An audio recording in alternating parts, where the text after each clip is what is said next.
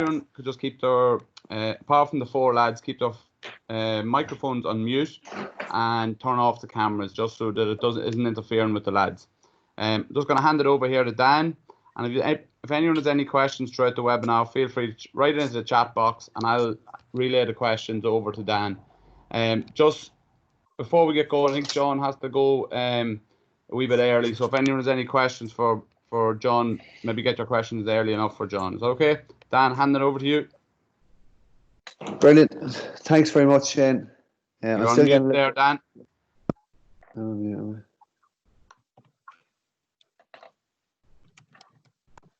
yeah. A nice picture, Dan. Is that above the bed?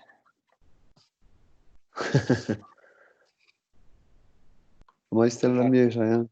No, I can hear you. I thought you might have a picture of Paddy Keenan up there. Okay. No. Dan. Can you hear me, Shane, now? No, the boys can hear me. Yeah, I can hear you all right. Hey, John. Dan, how's it going? I can hear you loud and clear. The Paddy Keenan mural is on the side of the house. We don't do small photographs right here. Unfortunately, I had no printer. I was going to print one up and put it on my wall, but actually, I have that in the gear bag. Use it as motivation. You don't have a jersey or anything, no? You probably played against each other. Yeah, he never gave me his jersey. Well, usually when I was marking Paddy, I would have had the jersey pulled off him already, so there wasn't much of the jersey left to hand back. I know, I've been that soldier myself, actually. Is Brian, you're there, are you? Yeah, I'm here as well. That's how he's doing. I just can't see it. I think there you are. I'm waiting for Shane just to put us in order, I suppose. Paddy, you're there. I can hear you. I'm here. Yeah. Yeah, brilliant.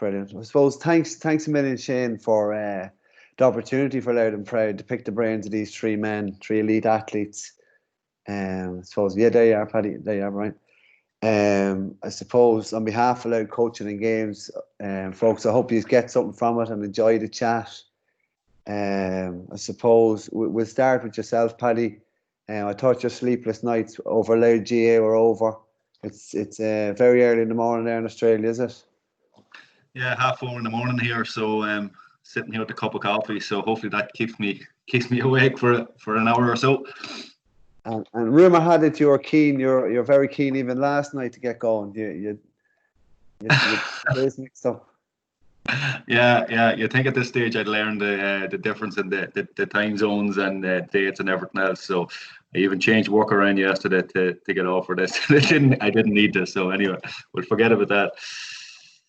I come here. You're down. How long are you down there, or are you planning to stay down there, or what's we're here about 6 months or so, give or take. We arrived over in November, so we'll probably do about 2 years. Karen still has her job back in Dundalk back next September 2021. So we'll probably be back sometime, maybe this time next year, summer 21. So try and hopefully the restrictions lift fairly soon and we can get a bit of traveling done. But look, it's kind of out of our hands at the minute. Things are slowly starting to lift here. So yeah, hopefully we'll get moving fairly soon. Yeah, and similar to ourselves. And I suppose, Brian, you're back to work on Monday. Monday week, we're back in small groups. We were hoping to be back last Monday, and that was put a stop to by the FEI the weekend. Which I suppose we were sort of puzzled because 4 of us can go down to the park and do a session together, but 4 of us can't go into a gated area in Oriel with sanitisation and every protocol under the sun. So we have to wait till June the 8th, and then we're back in, and you can train in small groups. So you might have one pitch, one on the other pitch, and motor on like that. So just itching to get back at this stage, you know. Yeah, I was just going to say itching the back. And one man that hasn't given up the day job is John. You're a farmer, but I suppose that'll be your background. You haven't given up the day job with all these COVID restrictions. No, I'm actually working. I work with a company called MSD Animal Health, so we look after a range of vaccines and antibiotics for cattle and sheep. So that's been going as well. We've been working from home for the last number of weeks, as most of the country have. And as you mentioned, Dan, the farming continues. So we have to obviously provide a service to veterinarians and farmers. And then I farm part time myself, so enjoying the good weather at the moment. great to be out and about. Like every other farmer, never really happy and could do with a bit of rain, but I don't think there'd be too many people happy with me saying that. But that's the way it goes. I think that's why Paddy's in Australia, to get away from the rain up in Lordship. But it's suppose it's brilliant though this time of year to be out farming, like regardless of the restrictions, to be out there and in the fresh air. It doesn't stop you training anyway.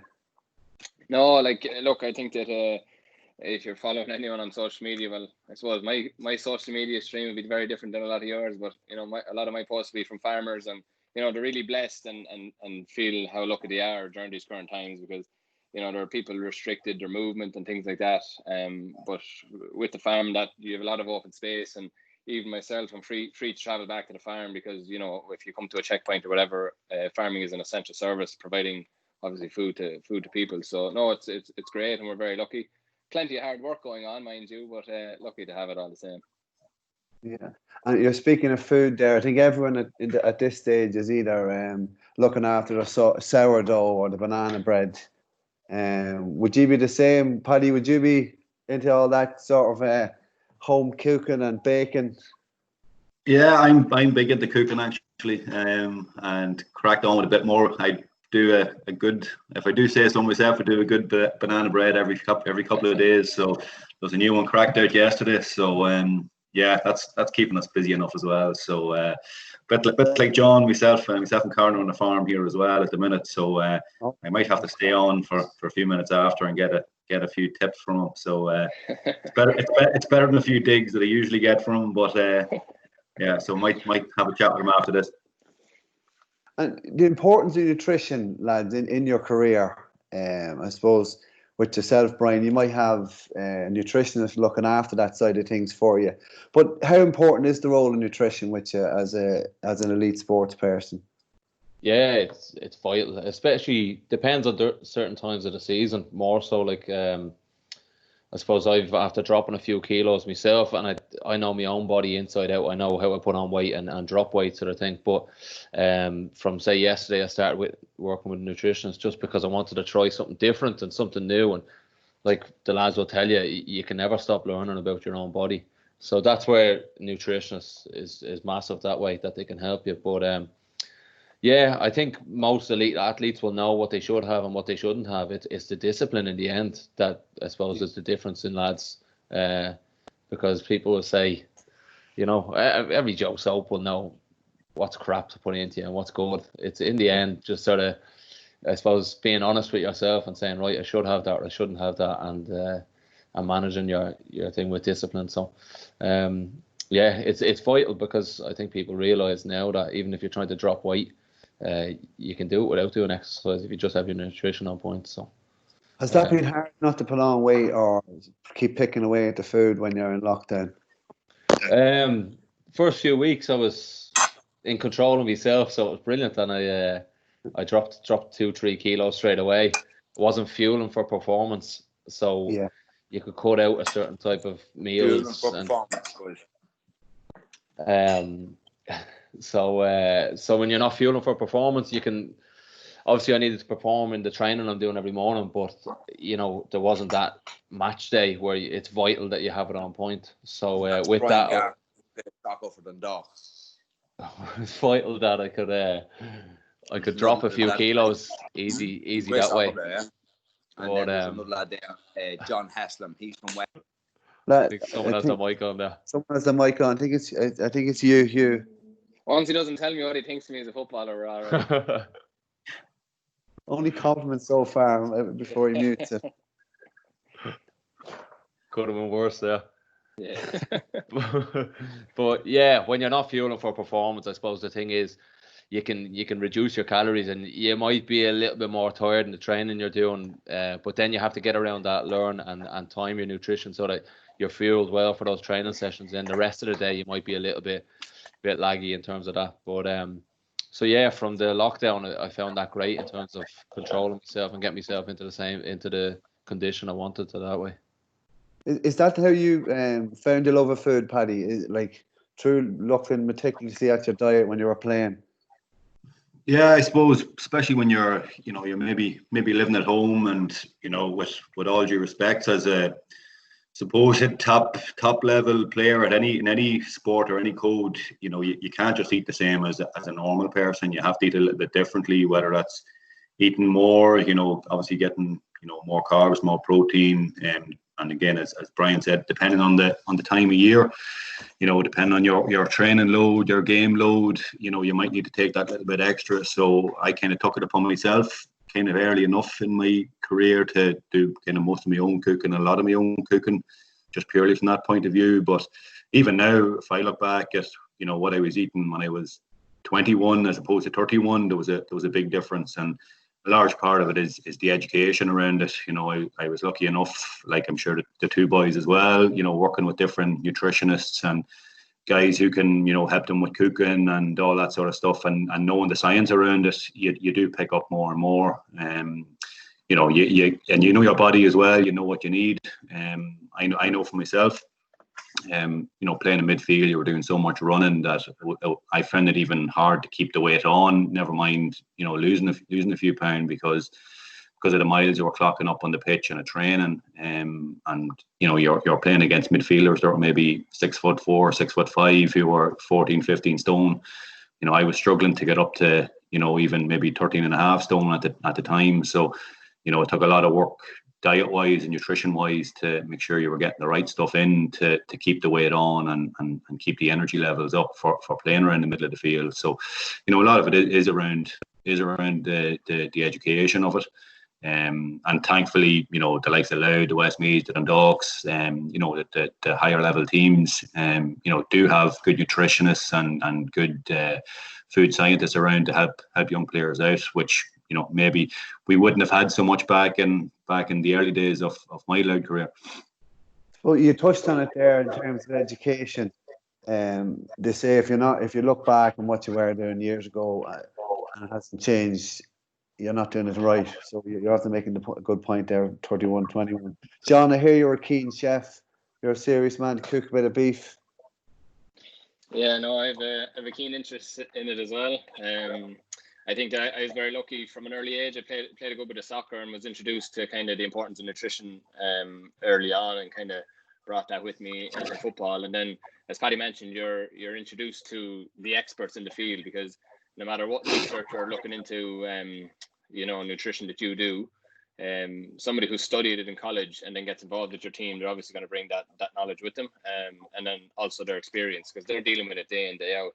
But then, as Brian mentioned, not every meal plan or dietary plan works the same for everybody, and that was a key finding for us as well, because over the years you kind of change nutritionist, and one nutritionist might have the high carb, high protein, as Paddy mentioned, or one might follow the kind of more of a keto diet where it's high fat, high protein, and that worked for some lads, and the high carb worked for others. And you have to tailor around your training. GA has gone very much down the route of a fairly intense pre-season, and you have to eat very different in pre-season as you do during the season, because during the season you're playing a game on a Sunday, and the sessions, say, during the league aren't as intense. On a Tuesday during the league aren't as intense as a Tuesday, say, during pre-season. So your nutrition has changed dramatically. But I think it's all about balance as well. Like, I certainly look forward to after the game where you can indulge a little bit and eat more like that normal person that Paddy had mentioned, whether that be a pizza or an ice cream or both, whatever you're into yourself. But I certainly do enjoy my food, and I like a bit of beef in particular. Yeah, so can't recommend that enough. You might have to mute me now for the next question.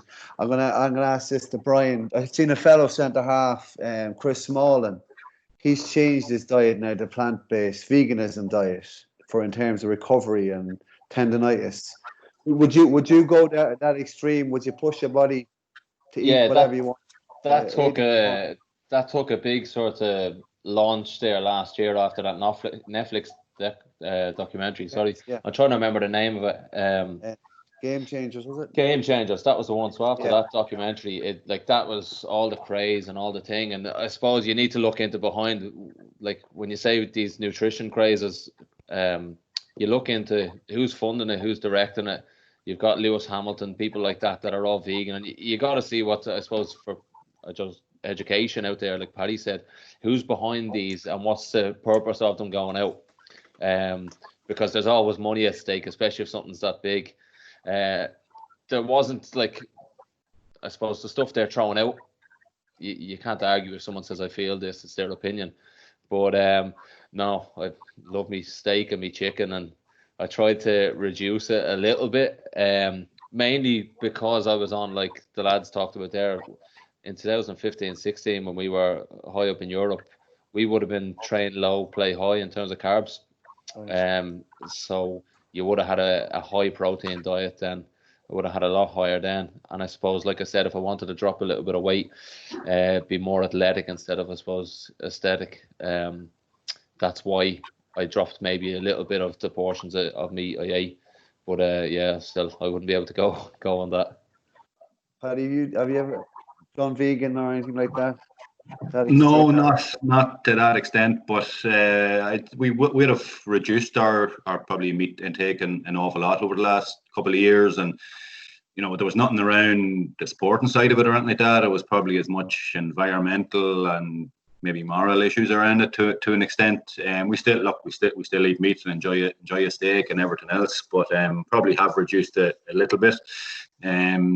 But as Brian had said there, particularly for young people following, bloggers and Instagrammers and that sort of thing, a lot of these people haven't the scientific background around, nutrition and that sort of thing. So I think people have to be very careful on what advice they are taking, whether that's high protein, low carbs, whether that's vegan, vegetarian, whatever it is, you have to be very careful what advice you are taking, that it is coming from the right source. I know on my phone all the time there's things coming up, but avoiding this food and that food and all the rest. And, these people don't have the scientific nutritional background that they should have for giving that type of advice. There's a lot of people who think, coming out with cookbooks and all of this sort of stuff, when, it's at the end of the day, it's money. And, there is people with certain agendas and a lot of money behind them to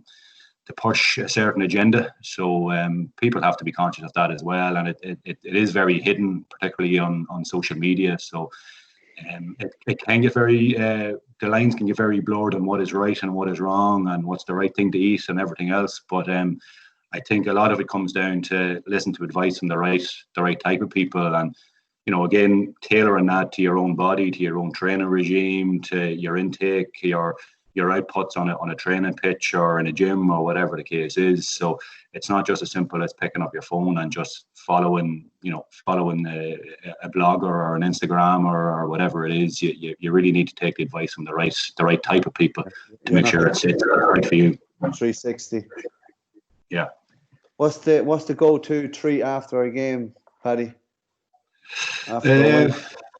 I won't say pints. I probably not. I shouldn't say that. But yeah, look, I think everything in moderation. If you've locked yourself down and you're training very hard and you're eating right, doing all the right things, and you do have a break in your season or after a game, I personally have no issue with having a few drinks. Maybe a takeaway. I do like a nice lasagna, stuff like that. We do like to go out for something to eat. So, once every so often, there's I don't see any problem in having a little bit of junk food, whether it's, as John said, a bit of ice cream, a chocolate, or whatever the case is. Just as long as you know that you're not doing that every day, because you just can't fuel yourself properly. So, everything in moderation. Brian, what's your go-to? You've done have a lot of celebrating recently. Believe it or not, we don't really after games. I know, obviously, like you say, a lot of celebrate, but in season, we're meticulous and rigid in what we do. A lot of the lads they've got a Chinese in town here, and I know the lads in Belfry in the house there and a couple other houses, they'll be ordering the Chinese. But I don't really, after a game, I don't be looking for treats and stuff like that. I try to get the right stuff. It sounds busy and the lads will slaughter me if they hear this, but I try to get the right stuff in and that replenish it. And then say it's a Friday night, it's on the Saturday then. And Saturday is when then, whatever, if we're going out for a meal or something like that, that's when I'll, enjoy myself and leave it for something like that. So I can sort of not just throwing it all into me as quick as I can after a game. I suppose that's where the discipline kind of comes into it. Yeah, I suppose I'd have a bit in my head that, geez, if you're after playing 90 minutes and burning that much calories and that sort of thing, is that, well, if all the other lads are doing that or if other teams are doing that, well, this gets me a step ahead or the one percentage more. So just like this sort of thing. But then on the Saturday, then we go out for a meal with the wife or something like that, and that's when I'd use that meal for that.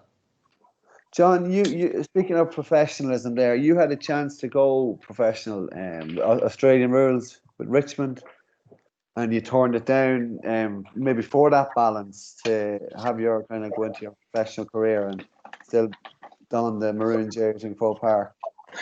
Yeah, well, actually, I spent 9 months in Melbourne with Richmond. So I got to experience that professional setup, and just interesting to hear what Brian said, because it opened my eyes to it. When I was 18 at the time, 18, 19, and I would have been arguably too dedicated to the sport at the time. I wouldn't have liked to put anything that could hamper my performance, or in inverted commas hamper my performance, into my body. And I didn't really drink at the time. Certainly wouldn't have eaten too much junk food, all for that aspiration to get to the top level and get to Australia. And when I went there, they trained very hard, trained probably harder than county teams did at the time. Intercounty has certainly picked up a couple of levels since, but they used to actually order their pizza before their game. Used to, on a Saturday, the last training before the game, the club I used with anyway, they'd put in their order for the pizza and what soft drink they'd want after, and the pizza and the soft drink we brought into the dressing room after the game, and it was a big thing, so that, I thought that was a good insight. And in terms of the couple of drinks, if they had a game the following week, they were allowed to go out for a couple of drinks once you didn't have any soft tissue damage. If you had a dead leg or anything like that, you wouldn't be allowed to go out because it would hamper the recovery. So yeah, look, it's all about balance. And Brian mentioned there the effect it had on say the mental thought of it.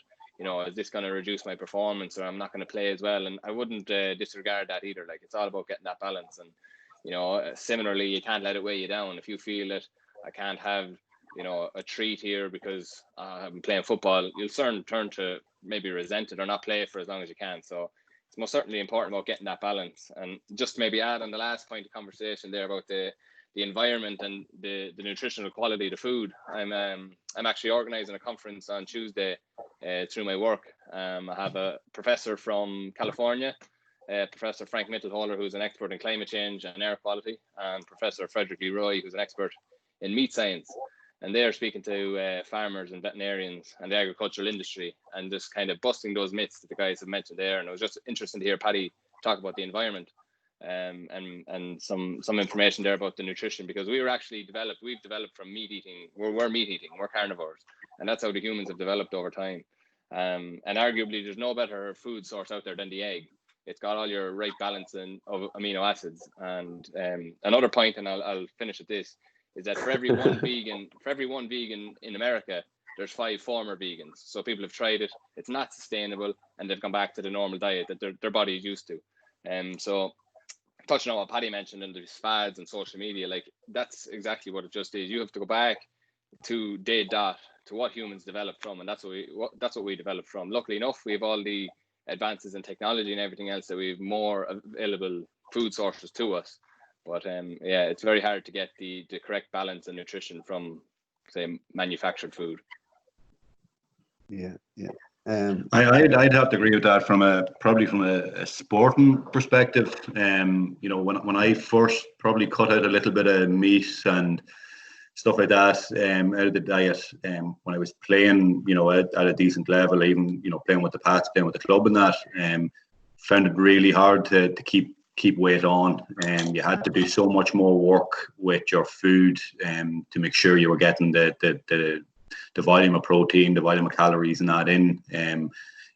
I certainly found it a lot easier to keep weight on, to keep the calories up, keep the protein up and that sort of thing when you were eating meat. That was my own, maybe that's just my own body, I don't know, but definitely found a bit of an effect from that point of view.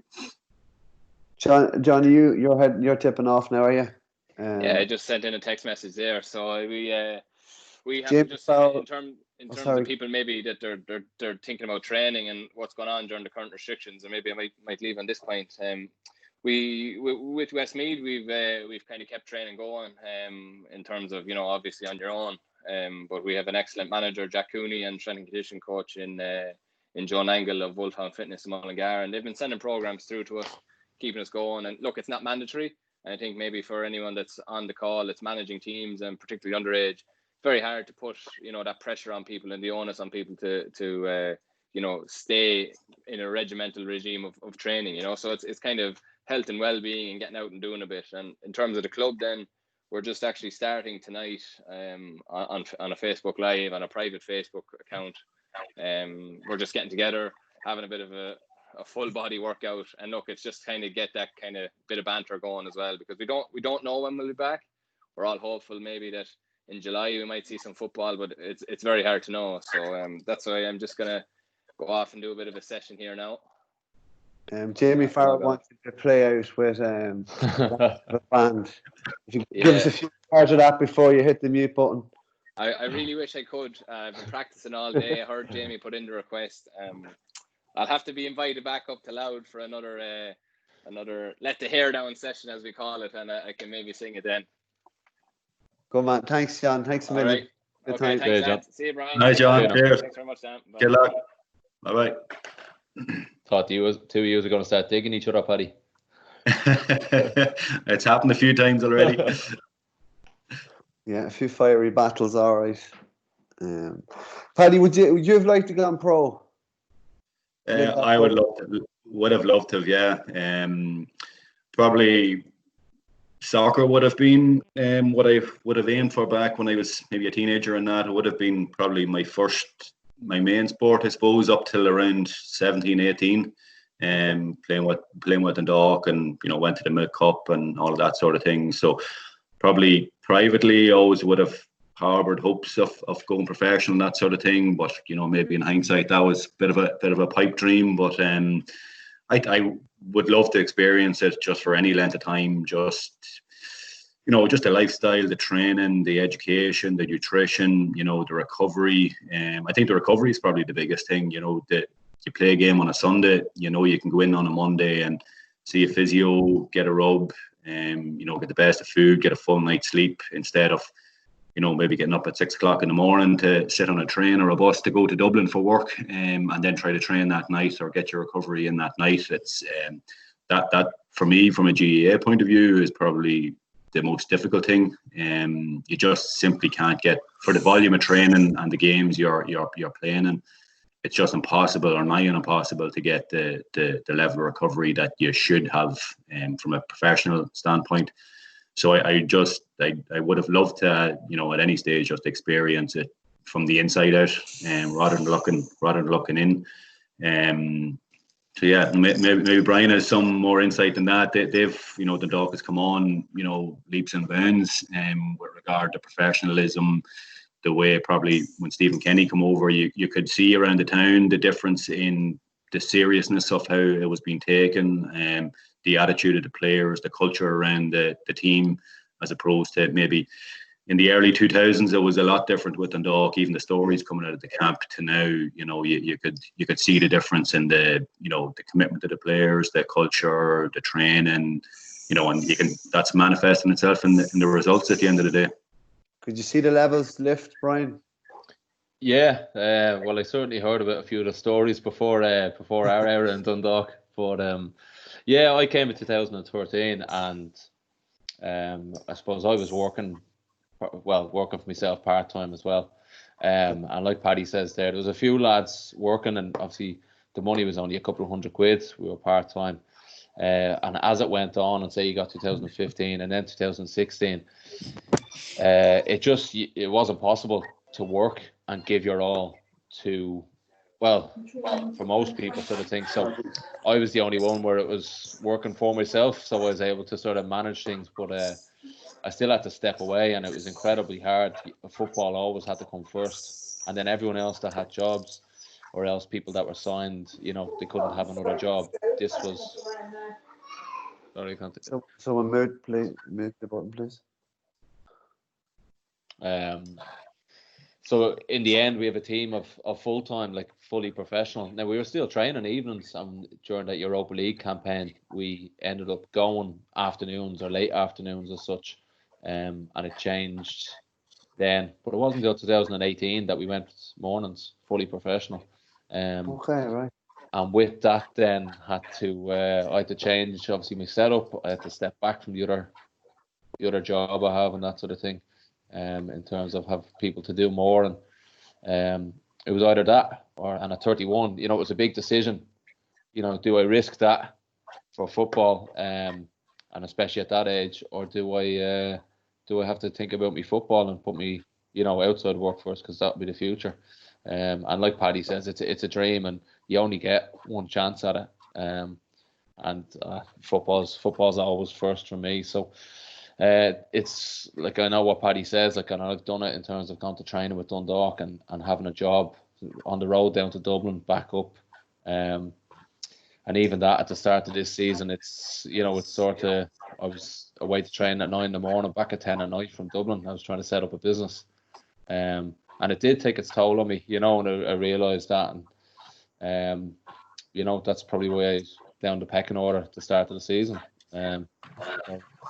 Something I had to address myself, and, you learn from it, and that, as well as having a newborn baby. Your sleep is limited, so it's a balance in your whole life. And professional, like I said, if you're professional, you need to be able to give it all. You need to have nothing outside, and your sport has to be before everything else. Yeah, because I think Stephen Hunt mentioned a couple of years ago about GAA players wouldn't be able to handle being professional in terms of it all comes down to rest. I know you're probably not getting much of it. Congratulations, a new baby. Nice. Yeah, the lack of recovery is that sort of discipline going into it. Do you find that, Paddy, like, in terms of the balance, like even in terms of studying, like, would you have been able to balance your career with something professional, or travel, like you're getting to do your traveling now? Yeah, I think for years, personally for me, it was completely unbalanced. The work, lifestyle, training, recovery, it was pretty much impossible, to be honest. My last couple of years at Louth, my last year in particular, was particularly tough, because I was commuting up and down to Dublin every day and working serious hours, and we had a base in Cork as well. So you were coming home, you were leaving the house at 6 o'clock in the morning, going straight from work to training, getting home at maybe 10:30 at night, really struggling to get the right food in on the road, and then getting up at 6 o'clock the next morning again.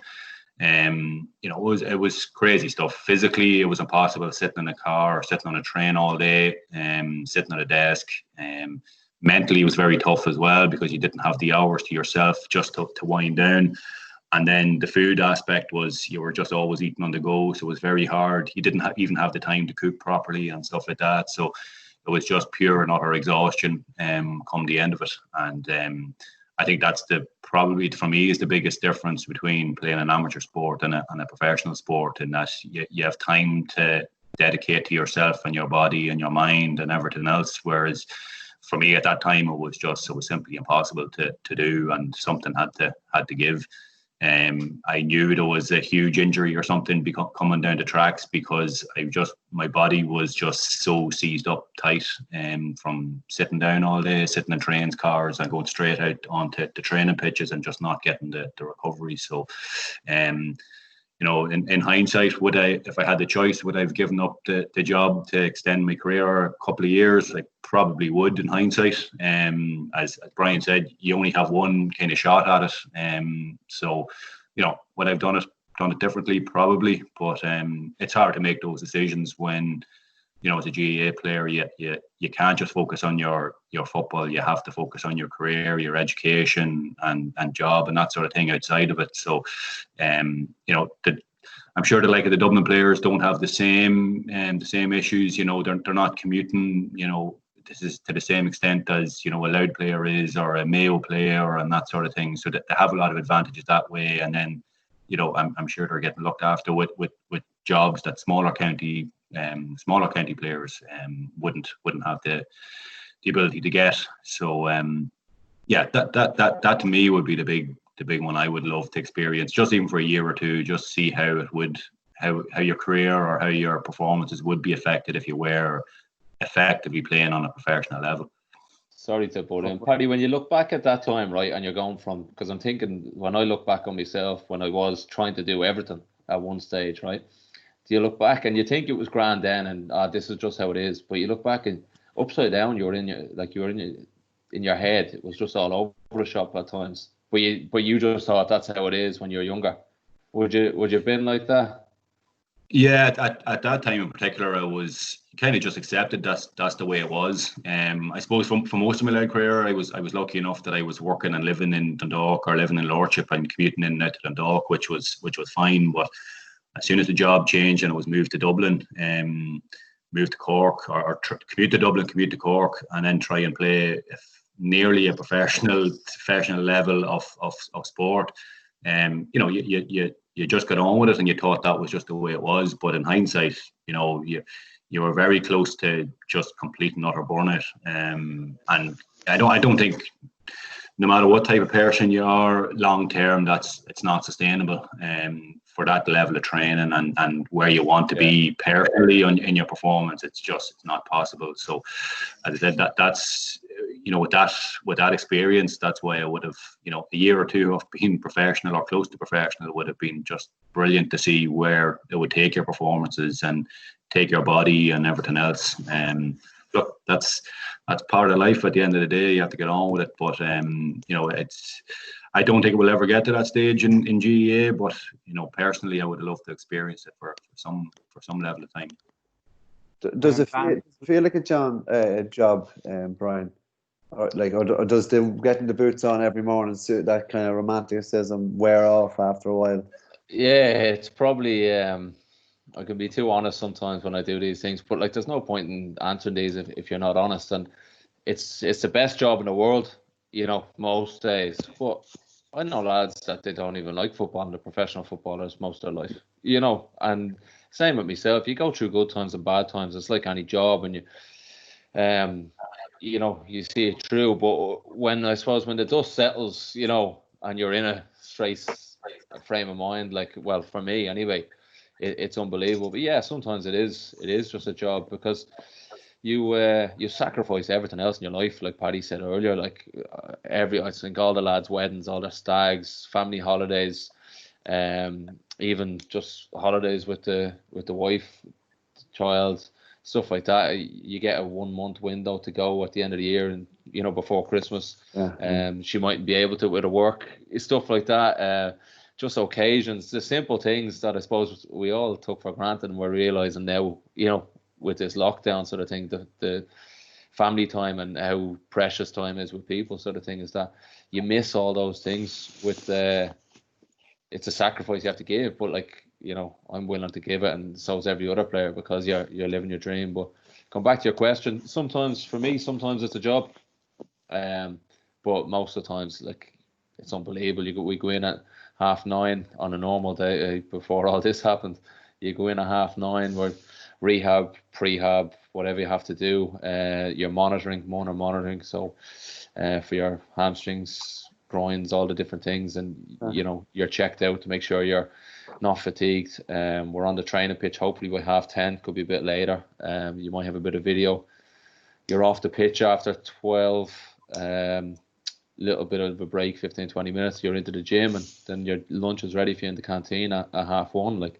And as Rory Higgins, who left us for the Ireland setup today, said last year, he are spoiled, and I won't say the next word. And it's true. It is that's you done for the day. Then 2:00, you can do a bit extra or whatever, and you're playing football. You're living your dream as a kid.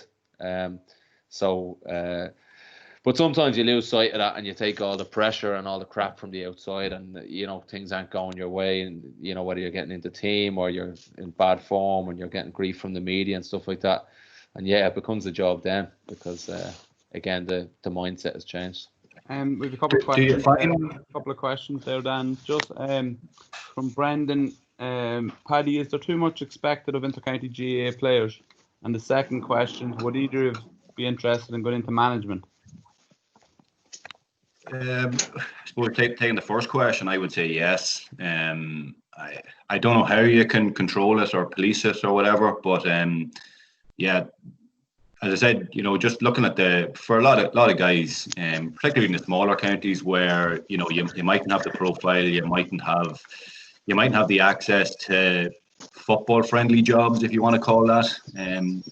For guys working on the building site all day and then go out and try and play an inter-county match, which is physical in itself, or inter-county training, your body's not built for that load on itself, so it is extremely difficult. So I think it is nigh on impossible to do the level of training that's expected at county level, plus hold down a reasonable job.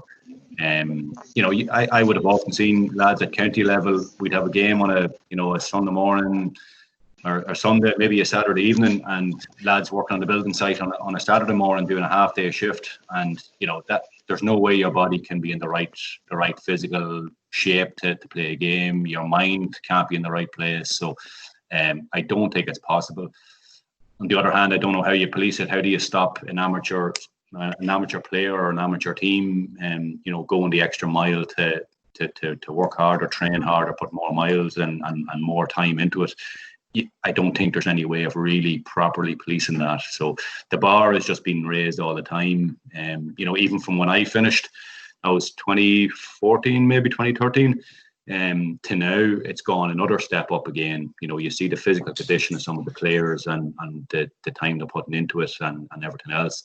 I don't know where it actually stops. I think it's to the detriment of the game in some ways, because it's just not sustainable longer term. I think a thing that's being lost in it as well is the enjoyment, Paddy. Is the fact absolutely. that, like, when I look at the smaller counties, like say you're looking at Louth and Dublin, like you touched on, is the professionalism, and obviously if you're trying to compete with that in Leinster, like that's why Louth or you're training the smaller counties have to just push on and try to do as much as they can. But you then lose players because, remember, it's amateur in the end, and like you said, you're close to burnout and you're giving everything to that and to your job and to your family life. Is that something has to give, and it's not going to be your family or what's keeping a roof over your head, so it's going to be your football or something like that. And like you said, the bigger counties like Dublin, they get looked after, so they don't have that sort of stress or that worry or that, I suppose, risk attached with it as much as a smaller county. But the enjoyment goes for it, and I found myself realising lately that the biggest thing, whether it's my job, like, you need to enjoy it, and whether it's in a normal job as well. Like, if you're not enjoying that, you're not going to stay in it. You look for another job.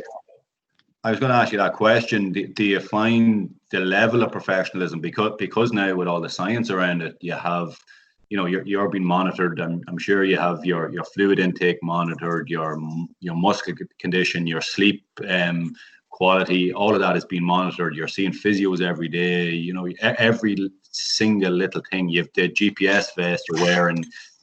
Your managers know absolutely everything about you. Does that take an element of the enjoyment away from it, that you're so tightly analysed, that you're told to be here, there, and everywhere at a specific time? The food is done for you. Literally everything is done, where you're nearly robotic. I know from even a simple thing, when DVD work and video analysis came in, a lot of players absolutely hated it because it meant spending a half an hour, 45 minutes, an hour after training to look at videos. And some players just wanted to play football, and it took that little bit of enjoyment away from them because they were so tightly monitored and programmed into totally focusing on the football. Would you find that at times yourself? Yeah, big time. I think, like you said, in 2013 we used to train at 6, meet at 6, train at 6:30, and you'd get there, you put on your boots, and as you say, we go out and start building footballs before training, and just having the crack like you do when you're free kicks and knocking the ball to each other and that. Now we're in a 9:30, and you have to do your monitoring for your hamstrings, your calves, for maybe your jump test, and whatever week it is, you get your body fat taken, and then you've got to wait and do your prehab. So it's, the mini resistance bands and different exercises and stuff like that. And yeah, you just want to play football sometimes. You're just like, I feel grand, I'm all right. And you're going through this, and the S&C will look at this and kill me, but it's just from a player's point of view. And I'm see, I'm of a sports management background as well, so I know the reasons behind it and the benefits sort of thing. And a lot of lads would have frustrations because they wouldn't, and they think, well, we didn't have to do that 5 years ago, you know. Yeah. But like you say, everything has been brought in, and sometimes it can be a bit too much because, like we said earlier, you know your own body better than anyone, especially if you're an experienced athlete. But the same, it's always just, I suppose the reason it's been brought in, it's for football above this, is because footballers are commodities. They're worth so much money. Yeah. So it's the risk of injury. If you reduce that risk of injury, you're looking after your investment, your asset.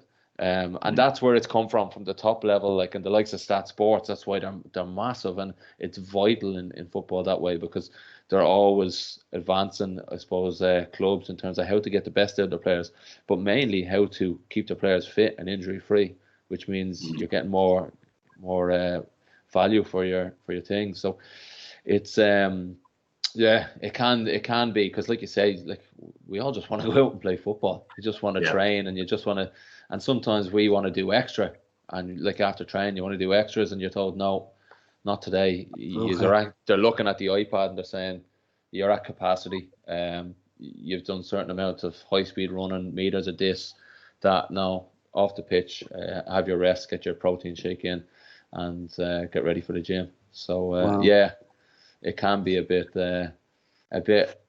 overkill for players, but there's a reason to it as well. Yeah. It's getting the understanding across to the players, and like you're doing it for their benefit. That goes into the management as well. And just to re-ask that question, Paddy, is management something you like to go into?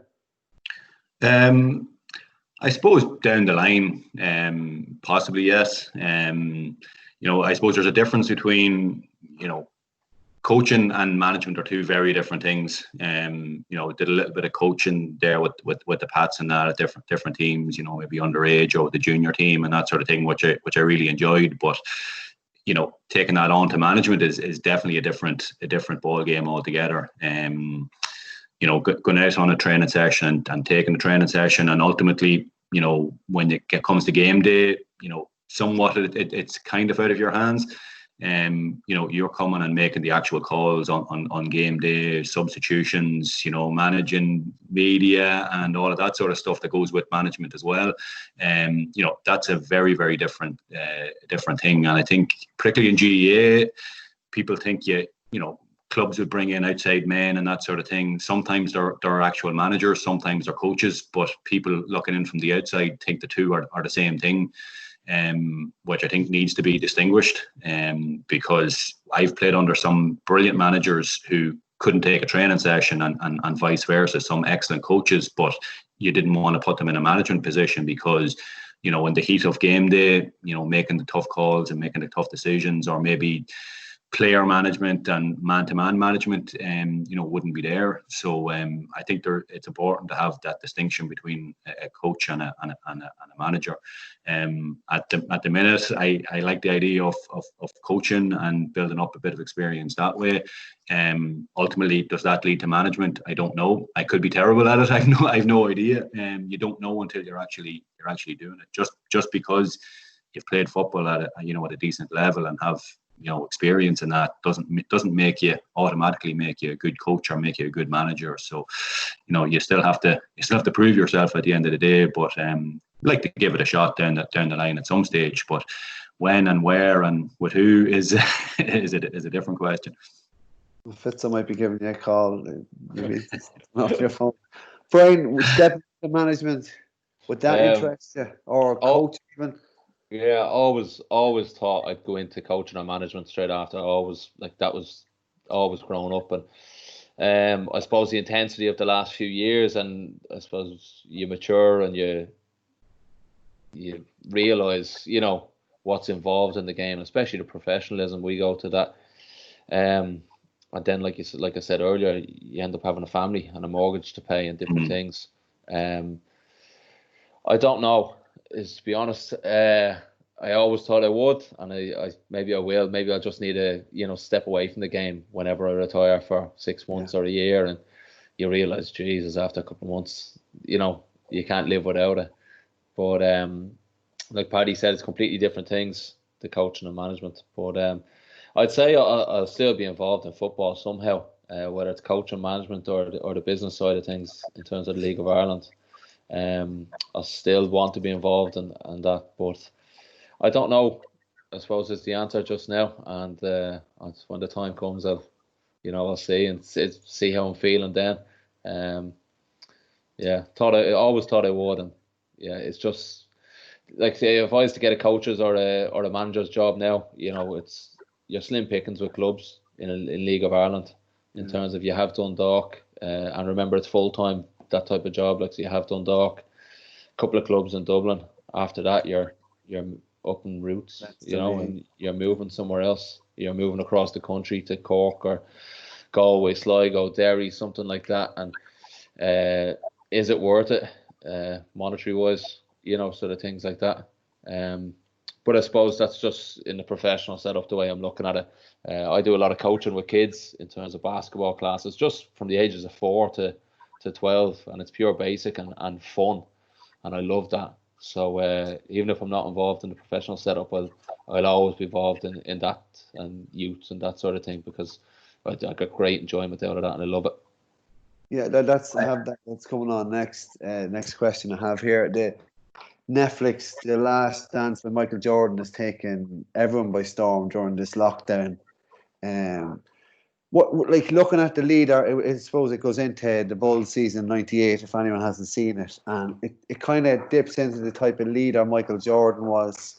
I don't know whether he was an influence on you lads, and he certainly was on me, but his type of leadership was kind of shone upon, and in some of it in bad light, and the way he pushed people, kind of dragged them on.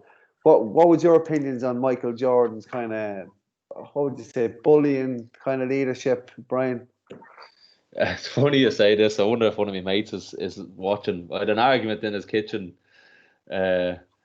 I probably shouldn't have said that, but I was visiting him there the other day for a cup of tea. I hadn't seen him in months, and we were discussing this, and his wife was there, and he was of the opinion that he was a bit of a bully and there was a negative light shone on him. And I was just asking how and why. I think it's like everything, it's opinions, and I'm from the other side of the camp. And on off the ball, like, they were agreeing with my mate's side that, he was too harsh on people, and he was, I was trying to find the word there that wasn't a curse to use to describe him, but I found that he was just demanding. Like, it reminds me of Roy Keane. Yeah. And let's remember, it was 20 years ago. It was a different era. But even now, it made me think I was too soft on people the last couple of years, sort of thing. I know you need the arm around the shoulder, but you need to kick up the arse. Sometimes that's what you have to do, and you have to, be straight with people. There's no point in telling them they're great if they're not great. At the other side, I think that people have missed from it is that, yeah, he might have been demanding and he might have been a bit harsh and maybe a bit rude to some people. But you look at Steve Kerr in that Game 6, and he turns to him and just says, "Are you ready?" No matter what he's said to him throughout his whole career before, that shows you what he thinks of him.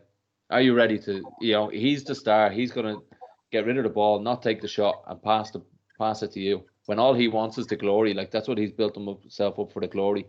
But for the good of the team, and he believes in Steve Kerr, because he's an incredible shooter, that he'll draw the extra player in, he'll be free, and you're the free man, you win it for us. That shows what he thinks of him. So I think people forget that, and they just see the verbal exchange and one or two things. And yeah, maybe he was like that, but I've been on training pitches and we've ended up in punch-ups. But yeah, you get on, like, you're laughing about it the next day, and it's just the competitiveness, that ultra competitiveness, and that drive to win. I'm sure Paddy will. Yeah, I kind of agree with you, Brian, in that I think everyone's a little bit harsh on Michael Jordan, or maybe they're not aware of how the inner workings of a professional or any even environment works with a team where you're pushing someone on, and like, sometimes it has to be harsh, it has to be kind of brute kind of words or harsh words. Would you be this? I don't know whether you've watched the Paddy or you're a fan of MJ. Yeah, huge fan back in the day. I was obsessed with him around the mid-90s. Had all the jerseys and everything, which I can't find anymore, unfortunately. But yeah, it's I can see both sides of it. You know, at the end, when you look back on what they did, you know, 6 championships in 8 years, you know, it's an absolutely at the very top level of sport and in a very competitive era as well. There were some great teams in the 90s, apart from the Bulls. You know, and I think the quote he came out with at one stage in the documentary was, you know, I pushed people when they didn't want to be pushed. I challenged people when they didn't want to be challenged, you know, to lift their game and to stand up and, you know, to pull off the shot like John Paxton, Steve Kerr and that sort of thing. When the chips were down and somebody apart from Jordan had to step up and pull something off, they did that. And probably a large part of that is they were pushed so hard at training. Everton was so competitive at, you know, every single session, every single game, you know, everything was on the line. So when it ultimately came down to the biggest shots in the most important games, the other players were able to step up because they were pushed and were challenged, you know, so hard through their careers. You know, on the other hand, as Brian said, it was a different era. That was 20 years ago. You know, you could give someone an effing off, or you could talk to people or your teammates in a certain way that you wouldn't probably get away with these days to a large extent. And maybe that's just the human nature, that we've become maybe softer and more politically correct, that, you know, a lot of people, particularly young guys, I would find now, and I would even be the same in football dressing rooms, you know, players are maybe a little bit more fragile, maybe a little bit softer and not willing to hear the hard message, you know, about working harder and, you know, taking the hard hits, taking the hard word. And I think people need to accept, you know, if you're playing with a real leader, that probably the best of all time, and the likes of Michael Jordan, and, you know, he's expecting something from you and he's telling you exactly what he wants from you. Ultimately, it's to lift the team and to make you better, make the team better. You know, a player that shies away from that and breaks down because of that expectations of them, you know, maybe doesn't have the personality or the resilience to play at the highest level in the biggest games in that sport. So, you know, at a professional level in particular, you need to have a very, very strong character and a very strong will. You know, players like that don't get to the top level without having that. But Michael Jordan took it to the next level, and it was a very extreme. His methods, at the end of the day, they did work, so you can't say they were wrong. Would he be able to pull it off these days? I don't know. There's probably a mix between the carrot and the stick these days, and maybe it's leaning more towards the arm around the shoulder, the carrot type approach with particularly younger players. But I think younger players have to realise at some stage, I'm going to do something wrong. Somebody's going to tell me straight out. Somebody's going to F me out of it, and you have to respond the right way. You can't break down and let that get on top of you. You have to be able to respond to that in a positive manner. So from, you know, go back to whether you go down to coaching or management, that style of your style of talking to people, your management skills, those sort of things is very much different than it was 20 years ago. So I'm not sure if that singular tough approach would work these days, but you know, you can take elements out of Michael Jordan's approach and tailor it to modern times, if you like. Because he did say that it kind of welled up. It was a famous kind of moment in the doc where he's saying, "I didn't do anything. I didn't ask anyone to do anything I wouldn't do myself." Is that the way you are as a leader, Brian, down in Oriel? Are you kicking the boys up and down? Are you putting the arm around the shoulder? No, I would have. Like, we've got leaders in all different dimensions in terms of, like, I'd be more vocal. I'd be the most vocal and not shy of, I suppose, telling someone if it's wrong or if it's right or what. But there's lads that wouldn't be vocal, but they lead in how they do everything just perfect, and just, you know, their actions. So you need that, and you need all different types, because, like, on the other side of things, all the players, like Paddy touched on there, to look on the other side of things is that, would the players on that team have that same mentality to win those championships if they couldn't take the criticism from Michael and training, you know, if they couldn't take Jordan slaughtering them or having a go at them or demanding more, when you came to those last 2 minutes, 3 minutes, and it's tied for a championship, you know, did they have that mental toughness then, or is this what built it up? And if you're not able to stick it in training and a bit of stick like that, you certainly won't be able to stick it come playoff final. So I think you weed out those players that aren't mentally tough like that with environments like that. And like you said, maybe it was harder then than it is now, because it's a complete different generation. But my own style, I came away from that documentary and I was thinking, I've let a few lads off with stuff the last while, just because I didn't want to unsettle the roofs as such, you know. Sometimes it's not worth it because, like you said, some lads, they don't accept it. Like, my missus would call me negative at times. I just say, no, I'm being realistic. That's how it is. There's no point in spinning it a different way, this position I'm in or whatever. But a lot of people won't face the reality that that's it. And, well, maybe they didn't see it differently, but everyone else on the outside looked to see how they're looking and saw, say, whatever it was that happened. You know, you might have thought it wasn't my fault, but if two people are telling you it was your fault, well, maybe you need to go and look at it and put on someone else's glasses, you know, to see it through their eyes. And it's just that it's hard for lads to accept criticism, like Paddy said there. People wouldn't take that that environment Jordan had now. A lot of players I know wouldn't take that from another player. They'll take it from the coach, take it from the manager, just about some of them, you know. But it's a completely different era. So it's your leadership has to be different for every player, and that's pretty much it. Like you said, some lads arm around the shoulder, some lads leave them and don't say anything. You know what I mean? They know they made a mistake, they got on with it, and it will be eating them inside. Or they're going through a hard time or different things, or sometimes you just say nothing and you lead by example. So yeah, it can. It could differ that way. So I don't know what Paddy feels there, but yeah, I think as part of a team, particularly, you know, maybe basketball is a little bit different because it's such a small, you know, it's five to a team and a smaller squad. Whereas, you know, looking at soccer and Gaelic, you know, you could have, you know, you could have 20, 25, 30 maybe togged out on game day where, you know, you'll have different leaders in a team. You know, I'll take the Pats team, you know, probably the greatest team of leaders I've ever been involved with in any team, in that, you know, you'd Colin Goss, as soon as he spoke, everyone shut up and everyone knew that he had something constructive to say and everyone respected what he said. Whereas you had, say, Ray Finnegan would nearly never say anything. You know, you'd see him in action and he would lead by example on the pitch. You'd have Paddy Mallon would be a little bit different. You would see he would just do the dirty jobs and do them well and do them better than anybody else on the field and do the unsung work, but he'd still talk you around the pitch and be very constructive from a tactical point of view. You know, I think having a mix of leaders around the pitch, particularly up the spine of your team, you know, can help out players in different ways, because as Brian said, not every player reacts positively to one approach. You need a number of different approaches, whether it's to kick up the ass, the arm around the shoulder, or a little bit in between.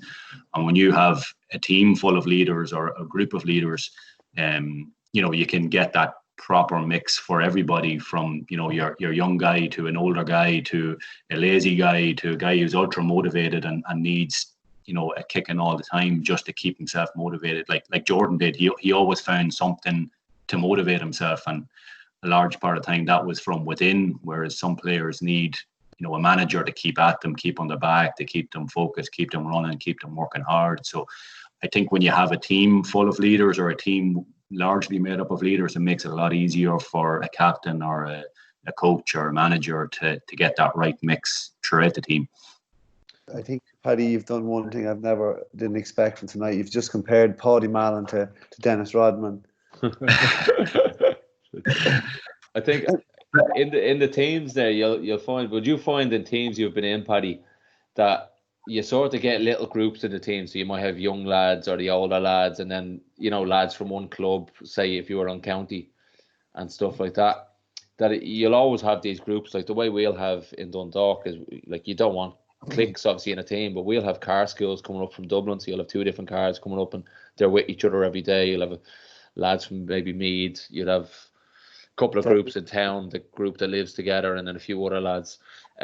Is that if you have leaders in each of those groups, it's vital, because I know we had a group there a couple of years ago and there wasn't a leader in them, and there's not many of them left.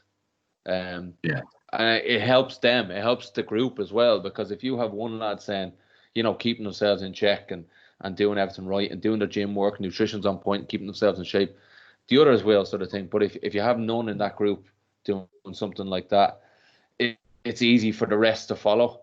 See, in the little groups and little cliques as such, you need to have at least one leader in each of those groups, and by doing that, it's breaking your team down into smaller little groups, and it keeps it on track. It's sort of like if you have goals, you have a goal for the year, you're breaking it down into monthly or bi-monthly goals. That sort of idea behind it, and that's something in my head I think is vital to teams, because no matter what you do and you try not have cliques, you will have the younger lads go off together, or if you're playing county football, a few lads on one club will be standing around yapping together and stuff like that. So I think stuff like that is vital. Like, yeah, because it works the opposite way too. You have one bad attitude or one bad apple, if you want to call it that, in a group. It takes one bad attitude to ruin 5 other people's attitudes, or 5 other players' attitudes, and their work rate and their outlook on their training and their preparation and that sort of thing. So that can really spoil a team. And I've been involved in teams where, 1 or 2 players, could have a detrimental effect on the overall group. And it can slowly seep through a team if a captain or if a manager or a coach or whatever isn't watching out for that. So I know at different stages, different teams I work with, you work as little groups on the pitch. So if you're playing centre half back, you are as part of a group with your full back, your midfield, your 2 wing backs. So that was your control group, if you like. You tried to lead that group. If you were left half forward, you were working with the 40 yards man. You were working with the left half back, the left corner forward. So you had a little group in there that you tried to have a positive influence on. So it was these little patches of groups all over the pitch that, they knew what each other's job were. They knew how to motivate each other. They knew, who had to lead, who had to put the arm around the shoulder, who had to give who to do the talking, all of that sort of thing. So that worked quite well in some teams as well. But certainly, if you have, you'll always have different cliques. You'll always have little groups within a team or within a squad. It's making sure, as you said, is having a certain leader or maybe a group of leaders within that smaller clique to make sure that they're all pushing each other, because a manager or a coach can only do what they can do when they get the players in the door. They can largely not control when they leave the training ground. It's ultimately up to the players themselves to conduct themselves in the right way. So if you have players themselves taking that ownership and leading each other as part of a team, as opposed to being told what to do, it makes it an awful lot easier for the team, for the coach and everything else as well. That's massive, Paddy. Yeah, the player ownership of it. And you mentioned it there, Brian. It was Stephen Kenny was there, and this comes from strong management as well, enabling these groups and empowering the players. And you probably learned from him and Vinny last season as well. Yeah, big time. Stephen was, regiment. He demanded everything from you, like everything. And then, like I said, you're on a couple of £100 a week. It's not as if you're professional as such. Your other job was your main thing. Then, well, for me anyway, when I went in, it was my main earner, and but he demands everything of you, and if you can't give everything or you don't give everything, you're not going to last. And over a couple of years, he weeded out people, and he got in his players and his people and his personalities and characters that were suited to build that team. And like when I think back, like for the years we had, like then, and the players, we did our gym sessions on our own. We weren't professional. Like I said to you, you were given your gym sessions to do, and it was like Paddy said, you had to go and do it yourself. And then we trained in the evening. And lads were just fierce competitive. Richie Towell, he's an animal in the gym and even out running. He sent me a session the other day of to try, and Like, it's ridiculous, and he's still that way and that driven.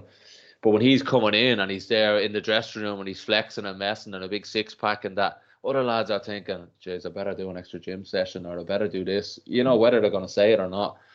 And the over a short term of time, the conditioning and the physique of the lads just went right up and through the roof. And that's just another way of leadership in terms of Richie.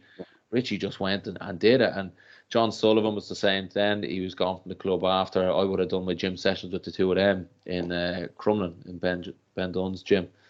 So the three of us would do it together. And then you had a group of lads in Dundalk to do it together. And sort of just without even saying anything to each other, you're pushing each other on and driving each other on. And that's what Stephen Kenny installed here. You know, it's what he started. And that type of character, personality, and people that are driven and you know, going to push each other on. I think as a manager, you probably would sacrifice a little bit of flair or skill or natural talent for the player. In a lot of times, you would take on the player whose attitude is just amazing, who's a great around the dressing room, who works very hard, is a great positive influence around the team. You know, as opposed to somebody who's all the talent in the world but doesn't work hard, you know, it brings other players down and that sort of thing. Because at the end of the day, particularly at the top level of any sport, pure talent isn't going to get you there, because everybody has pure talent at that level. It's the little things that separates you, you know, as part of a team. It's togetherness, it's the hard work rate, it's, you know, the communication, it's leadership. You know, not all players have that, and that's a very important part of being a top-end athlete. It's a more rounded sportsman as opposed to just having talent. Talent is brilliant. Everybody wants the talent, but if you don't have the attitude, you don't have the work rate, you don't have leadership, you don't have communication, you can't work part in a team, you know, it's likely you're going to be more of a negative impact on a team as opposed to actually bringing something to the table. And I think a lot of managers would sacrifice a little bit of the flair, a little bit of the skill for having those positive players, the positive attitude, the leaders around the team, and they'd like to build a team around those type of individuals as opposed to the flair players. Completely, yeah. I suppose, like yourself, it helps when the best player has those certain attributes as well. When yourself, like with the Pats and Loud, when you were there, you know. There's a question after coming in. I think we'll more or less wrap it up. But Brian, I think everyone wants to know when you're signing for the O'Mahony's, or have you signed? To be honest, I signed that. I actually transferred from Ballybowden to the O'Mahony's, I'd say about 3 years ago or more. 3 or 4 years ago. I 8 doors down from here, the father-in-law, Pat O'Brien, lives. So that was on the table there one day, and I signed. Now every year I get told, you'll be playing up here at the end of the season, and I keep dragging out this career. So hopefully it's a few years away. But listen, Gaelic was a love of mine, and the only reason I stopped playing was because, same with basketball, you know, you get to an age and I'm chasing this dream of professional footballer. So you sort of had to give on the other sports. But it's been years since I've played, and I'm dying. I can't wait for the day. I suppose that sounds bad when I retire and I can go and play a game of GA as well. So. Well, you might regret saying that now when you're on the Point Road. And Paddy might be back playing against me then as well. I'll be in a wheelchair at that stage. You're all right. I'll be in full forward. I won't be anywhere out near you. Well, I definitely won't be anywhere near full back. Who did you play with in Ballybowden? Any of those lads went on to win All Irelands? Yeah, so myself and Mick McCauley, we grew up together. So we were in junior, infant, senior, all the way up to 6th class, and then friends after that. So we were both point guards for our basketball team, and played Gaelic together. And so we grew up the whole way together, yeah. So Mick would have been, I think Mick's the only one. Darren Nelson was a year or two behind me. He was on the panel for a couple of years there. Lovely fella as well. But yeah, Mick, if I'm missing someone here, Kev McManaman's from across the way in Jude's. That's the club just on the other side of the road to us. So he would have been about our age as well. So yeah, Mick did all right for himself in the end. Yeah, he did. Yeah, good job. You Paddy Mark close to you as well. Who's that? Yeah, don't mention Ballyboden around any Pats, man. We've got a few sore memories. I was at that game, Paddy. Trying to put that one in the locker and forget about it.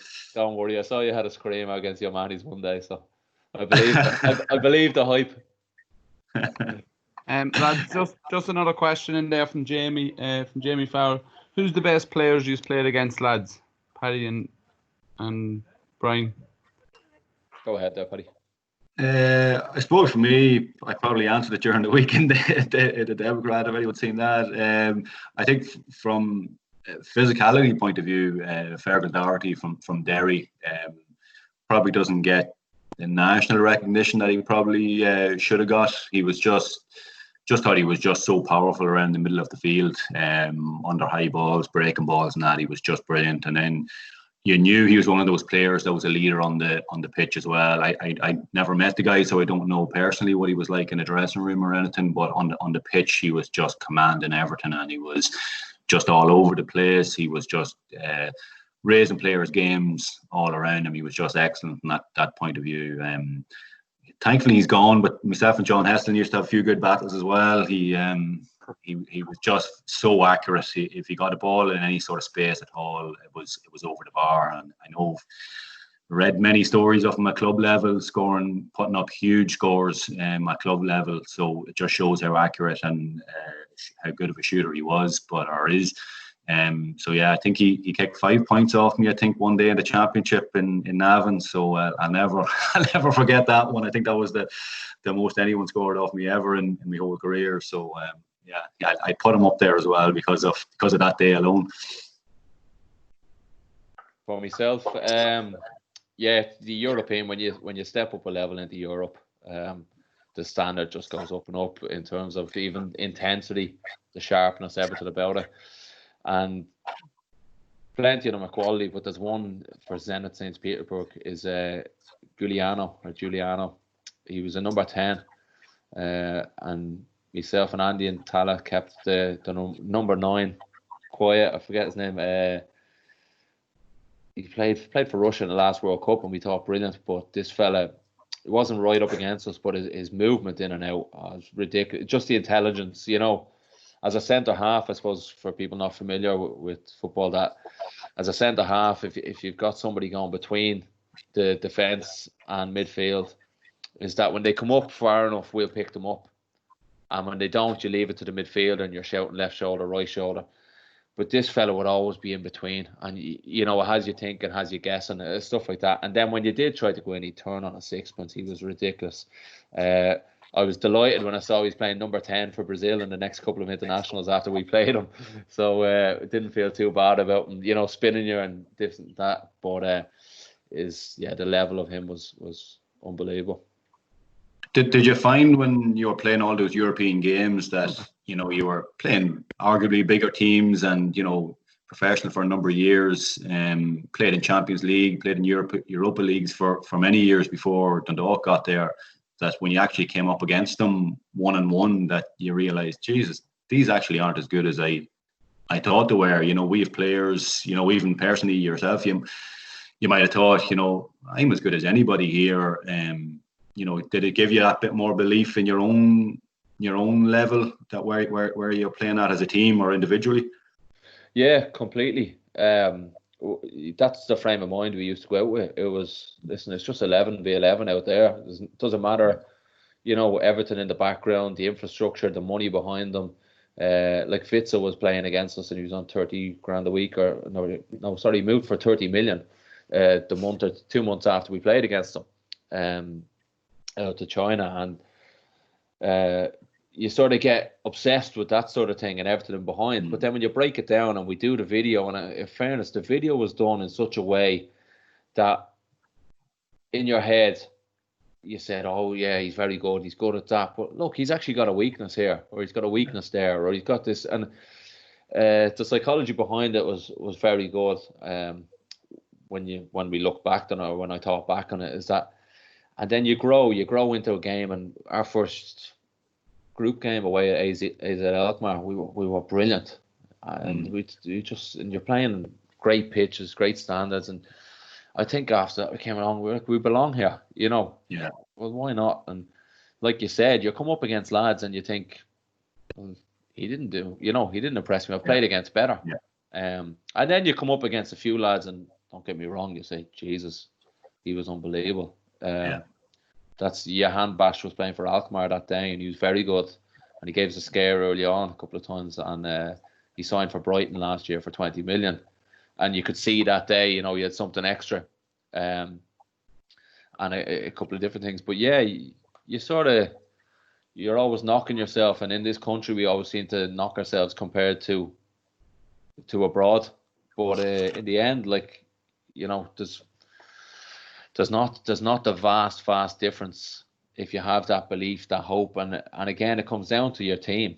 It's not about individuals. Yeah. If like you look at Liverpool, I suppose that's the best example I can get. And people are saying when he signed players, he's not world class, or what are they paying that money? It's for his system. So it's about the team and not the individual, and that brings the best out of the individual in the end, because you're putting them in a position and a role that suits them. And I think that was the key to it. You know, we had a team that was like that as well. It brought the best out of all of us. But yeah, it's not a million miles away. But again, it's the professionalism, the dedication, and I think a big thing for us here is we're not playing against that level every week. Yeah. So you're trying to step up in one go. Whereas if you're playing against a more competitive rate every week, you're going to be better by the time you're going into Europe. And a year down the line, 2 years down the line, the league's going to be better, and every team's going to be better because it's more competitive games. So yeah, I found the same from my own point of view. You know, a lot of Louth players maybe mightn't have had the experience of playing against, you know, real top quality opposition. I remember when I went to DCU first, and there was all Ireland winners, all stars, player of the years, everything there in DCU at the time. You know, Bernard Brogan, Conor Mortimer, Shawnee Johnson, like unbelievable players. Michael Murphy was coming through as a first year at the time. You know, you were looking around this dressing room, and all these players had names, and you know, you were maybe a little bit intimidated by some of them. But then when you actually seen them playing, you were thinking, you know, some of the players in the Pats here are as good as any of these players. And you know, to take the two Reeds in Mattock, you know, take Shane Lennon, take some of these boys, you know, they were, you know, you'd put them up on a pedestal with any player in the country. And I think it's only when you get to see some of these players up close and you see that they are human, that they make mistakes, you know, they're not the polished players that you might think. And it does give you that little bit more belief that, you know, you can live at that level, or you can play at that level. And it's unfortunately, it is only when you get to play up close and personal with them that you realise that it doesn't matter where you're from, whether it's Louth or Dublin or Meath or Dundalk or whatever club or team you're playing with, that, you know, when you do go up one-on-one against some of these players, they're not, you know, you'll always have the exceptional players that will stand out, but, you know, in a large extent, a lot of them are human. They will make mistakes, and, you know, it does help your own belief and everything else. But, you know, hopefully from a Louth point of view, that, you know, players do have that experience with playing against some of the top players, and realising that, you know, in Louth we can produce as good a players as anybody around the place. I'm just raging to name me as one of your toughest opponents, Paddy, to be honest. Say that again. I'm just raging you didn't name me as one of your toughest opponents. I remember you scored a goal against me when we were going for 2 years unbeaten with the Pats, and you sunk a goal when I was marking you, so I'll not forget that. Come here, thanks a million, lads, for your time. Brian, best of luck going for your double treble, like the Bulls, another 3 in a row this season if you get going. Paddy, congratulations. We didn't mention 2010 at all. And thankfully. And congratulations on your independent award, your number one Louth player in the past 50 years. So congratulations. You weren't. We had a bit of competition here at Pearse Park.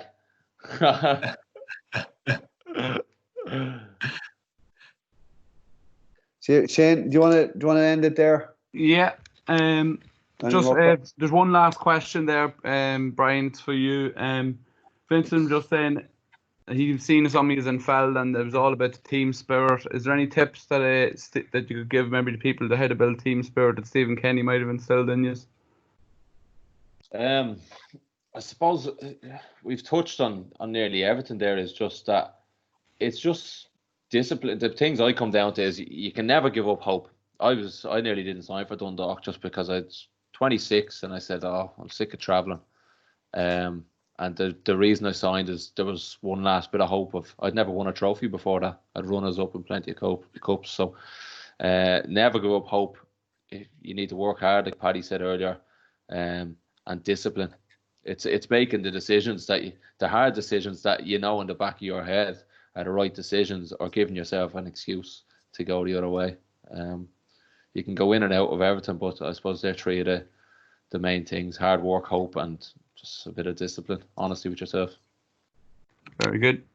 I hope that answered your question, Vincent. Just lads, just like to thank the four of you. Obviously, John had a shoot off. It was great to see such great interaction. Dan, your job was probably made a lot easier. The lads were bouncing off each other so well tonight.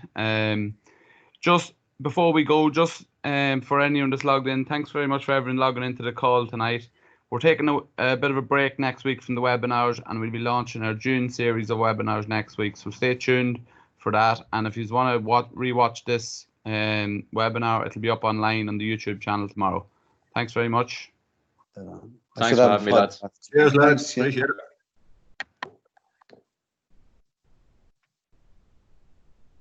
Mind yourself, lads. Yes. Take care, lads. Thanks.